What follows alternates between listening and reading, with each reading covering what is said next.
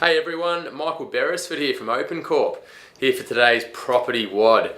We get a lot of questions, especially from those 20 to 25 year olds, just wanting to know how they can get started. There's a lot of negative press out there about that housing's unaffordable and all that usual stuff that dates back right to the 70s and before. So what we're hoping to share today is a few tactics, one of which I used myself, actually two of which I used myself, to be able to get started and get my leg up into property 11 or 12 years ago.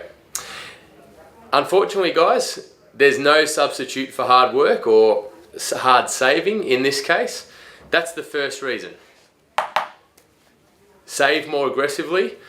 In today's day and age where marketing is pushing products and opportunities at you, and the way consumerism is at the moment, it's really easy to want everything right now, must have it, must be up to date, and so on.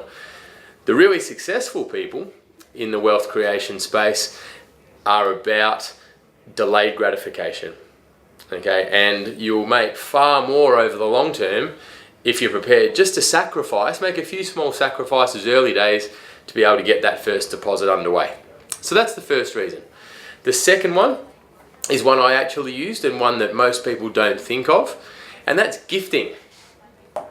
So what we're talking about there, and this is actually a shout out to some of the parents out there that might have kids in their late teenage years or early 20s that they're wanting to help get a leg up, is that you can actually gift equity to one of your kids or to another person to be able to help them get started.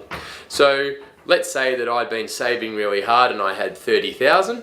And let's say that I needed 60,000 to be able to start, and mum and dad were willing to give me the other 30,000 on top of my savings to get that amount, then that's something that I'm able to do. So given a lot of the baby boomers out there will be leaving an inheritance to their kids, and a lot of that is in the form of equity in their own house, they might want to help them get a leg up 15 or 20 years prior to them no longer being here, to allow their kids to be able to get that growth over that 15 to 20 year period and end up far further in front than what they would be if they wait till the inheritance comes through. The third way is by partnering. Now that's not for everyone. It might be me and a mate of mine pull our funds together to be able to invest. Now there are a lot of different considerations that you need to think about with this one. It's not for everyone, but the purpose of today is to share the different possibilities with you. What is important is that you have an agreement as to who contributed what percentage of the property you own. Ensure that you're on the same page with respect to what you want that property to do and that your goals are similar. You don't want to be getting 10 years down the track and one part of the partnership wants to sell it and one part of the partnership wants to buy it. That can get messy. Okay, so there needs to be a few considerations around that.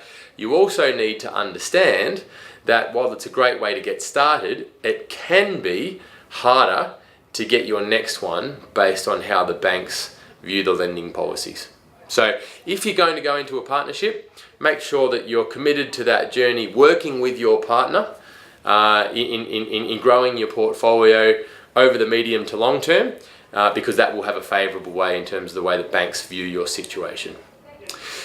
So there we go, guys. Hopefully that's been useful, sharing a few entry strategies this time round as to how you can get started with property. Quick recap: save really hard, delayed gratification, be disciplined. Gifting, maybe have a chat with mum and dad about if they're willing to lend you some equity on top of your proven savings. Demonstrate to them that you're a solid borrower and you've got a good discipline of savings behind you. And thirdly, maybe look to go in with someone else and be able to get that first property sooner.